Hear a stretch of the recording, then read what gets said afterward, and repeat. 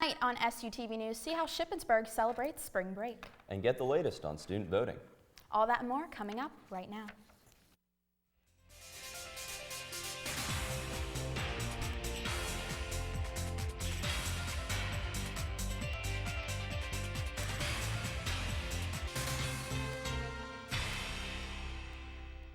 Happy St. Patrick's Day, and thanks for joining us on SUTV News. I'm Holly Harrer. And I'm Avery Quinn.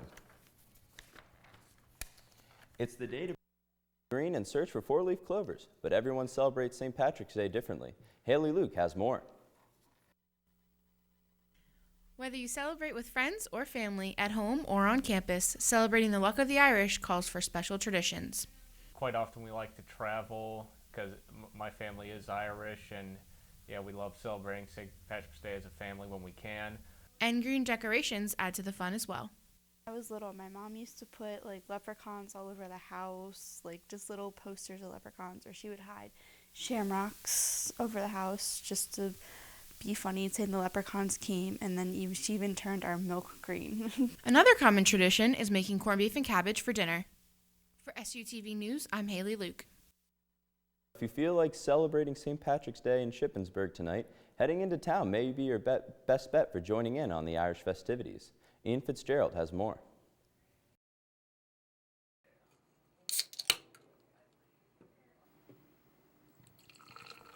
Whether you're of Irish descent or not, you can get out in Shippensburg to celebrate the 254-year-old holiday.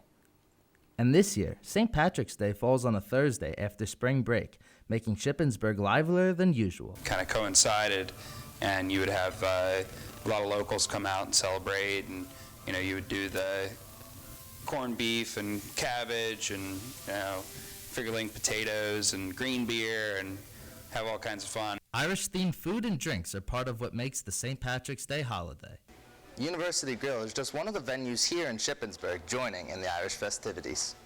Thursday is a little bit more of a nightlife day in Shippensburg, especially for the university students.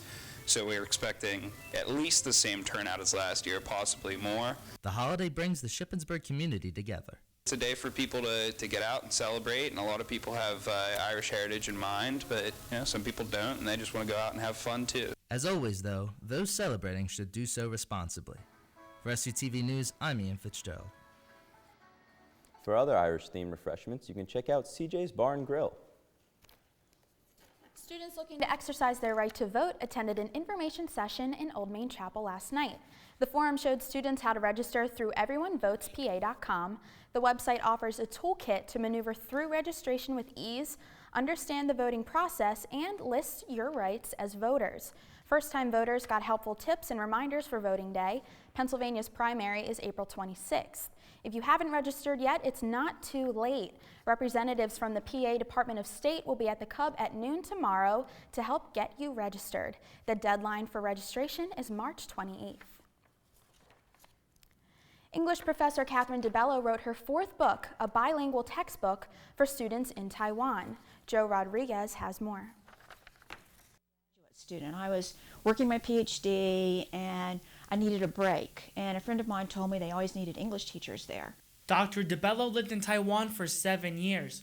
Her time there inspired her to write Connections Through Writing for Taiwanese students. And this particular book is a composition book written for students in Taiwan, like freshmen taking English. Writing this bilingual textbook was a personal and enjoyable experience. I really like being able to incorporate things that are happening to me into a book and relating those to things that the students will be able to identify with. One point she wants people to learn from her journey is respect. I think it really is important to respect different cultures and different languages. This is one way of doing that. This was one of her favorite books to write and plans to write more. For SUTV News, I'm Joe Rodriguez. Dr. DeBello will read selections from Connecting Through Writing March 24th at Dolphin Humanities Center.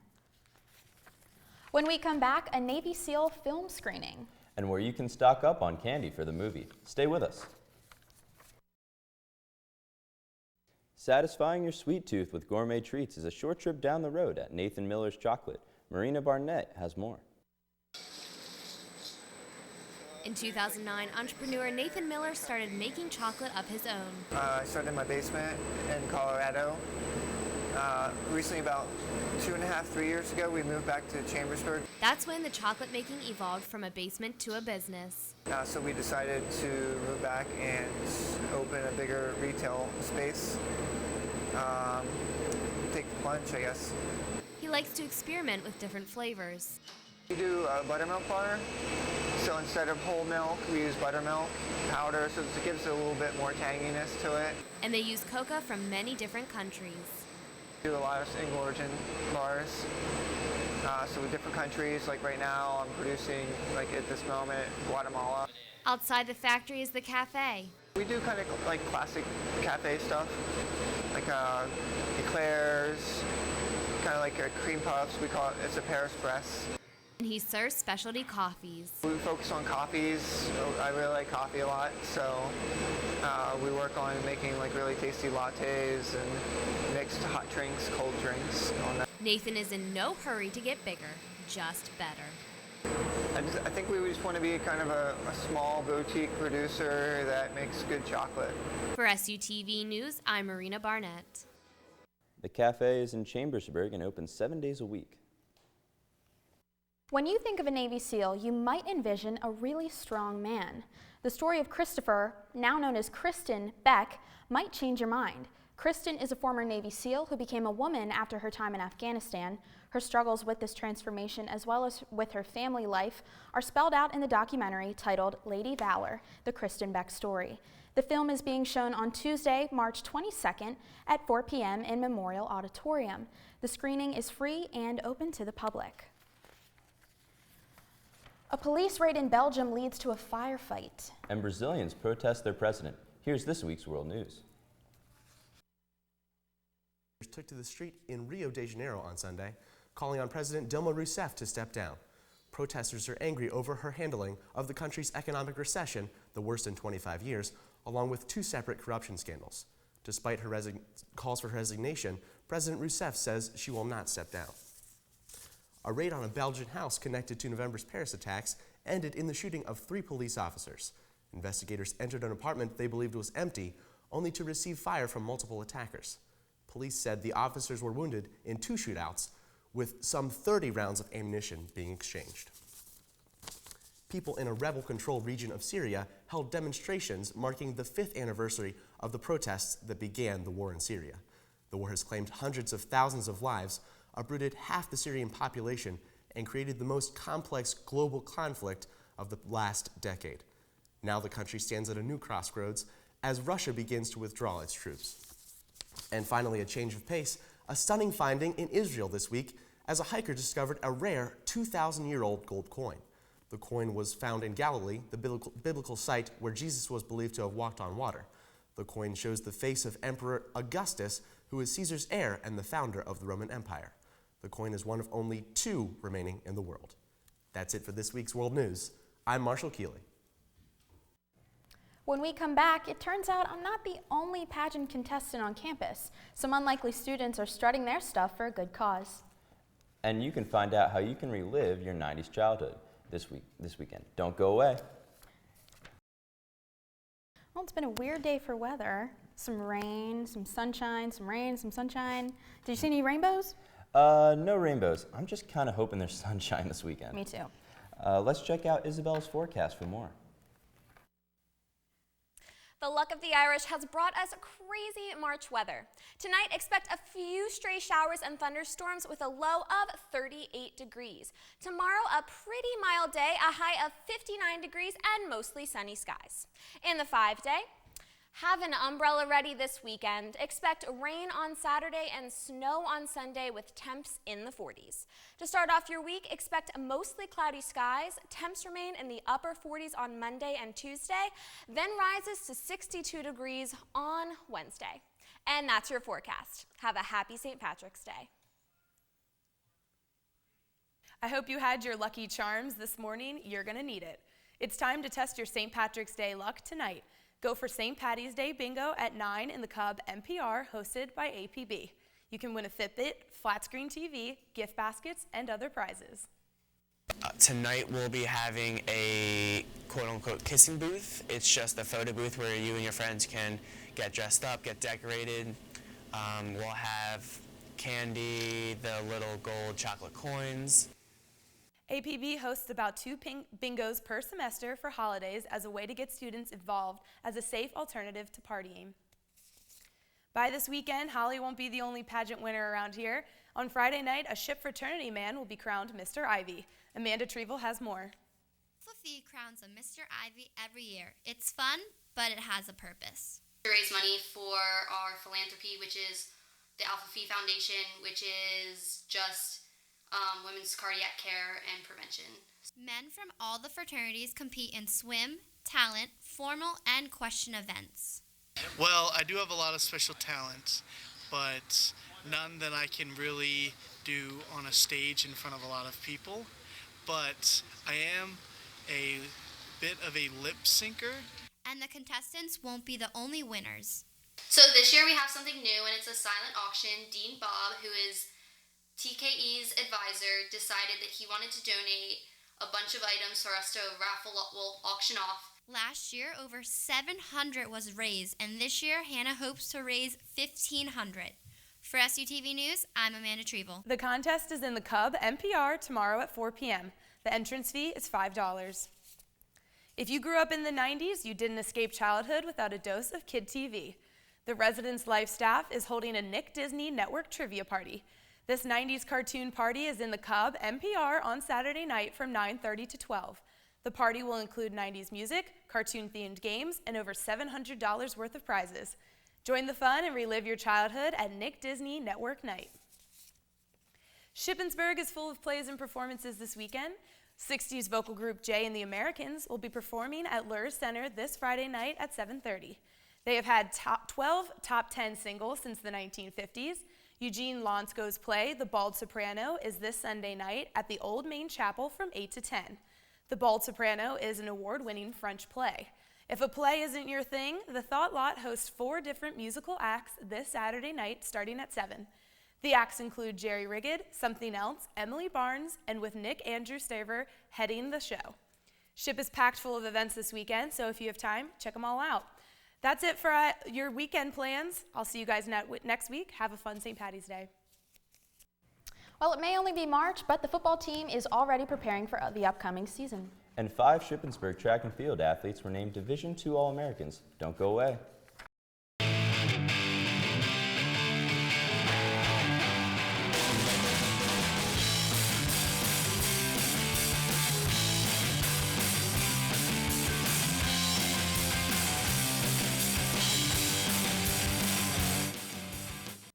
Morgan Griffith was named PSAC Athlete of the Year for basketball, while her teammate Logan Snyder was named to the All-PSAC East Second Team. Griffith ranked 3rd in both scorings and rebounds. She was also named to the CCA All-Atlantic Region's second team. The Raiders made it to semifinals before losing to California. It's the first time since their 2002-2003 season that they've made semifinals. Shippensburg baseball's coach Matt Jones won his 215th game as a Raider this Sunday versus the University of Pitt Johnstown. Jones, currently in his 10th year as the skipper of the Raiders, holds a positive win-loss record and has led Shippensburg to postseason success along the way. Some of his accolades include 2 Atlantic Region titles, 1 conference title, a division title, and 2 D2 College World Series appearances. Jones spent his first 6 seasons at Elizabethtown College. With 399 wins on his resume, Jones can eclipse the career milestone as early as this Friday. The Raiders take on Westchester in a doubleheader starting at 1. Women's lacrosse starts their season strong with a 3-1 record. Bernadette Koff has Tuesday's highlights versus Kutztown. Played most of the first half in Kutztown territory, but only scored once. The Golden Bears goalkeeper, Jen Burgee, stopped 12 goals. Kutztown's Madison Garlucci put the Golden Bears ahead early, posting 3 of their 5 first-half goals. Ship looked to come back early in the second, but Kutztown's offense was unstoppable. Kutztown topped Ship 12-7. For SUTV Sports, I'm Bernadette Koff. Lacrosse heads to Lock Haven next week to take on the Bald Eagles. Shippensburg football has had a nice long break since their season ended back in November. The team was back at it on Tuesday for day one of spring practices. The annual spring football game's just around the corner, set for April 16th at Seth Grove Stadium. Coach Mack will be busy preparing the players for the upcoming season with a great recruiting class and some new faces to work with. SUTV will have live coverage of spring ball right here on Channel 82 and off-campus Comcast Channel 21. Shippensburg's track team now has 5 All-American athletes after Saturday's meet. Ray Shungle has more. Track athletes finished strong in the Division II NCAA Indoor Track and Field Championship. 4 men made All-American with 1 second-team finish and 3 first-team finishes. Coach David Osanich is especially pleased by the track team's performance. And we've collected quite a few All-Americans over the last probably 6 or 7 years. And it's just great that we're having some success at the high level right now, earning All-American status and things of that nature. Saturday's match was especially exciting for runner Jalen Ramsey with his first All-American win.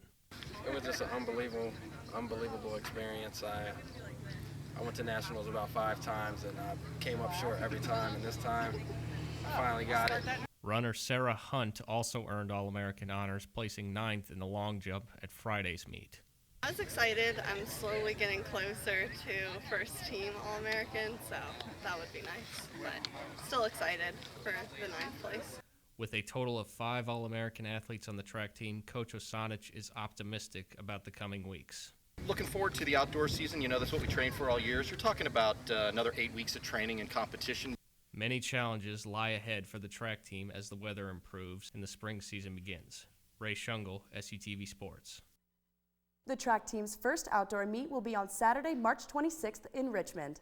That's it for sports. Now let's head back over to the desk. That's it for SUTV News. I'm Avery Quinn. And I'm Holly Harrer. Don't forget to follow us on Facebook, Twitter, and Instagram at SUTV News, and check out our website, SUTVnews.com. We'll see you next time.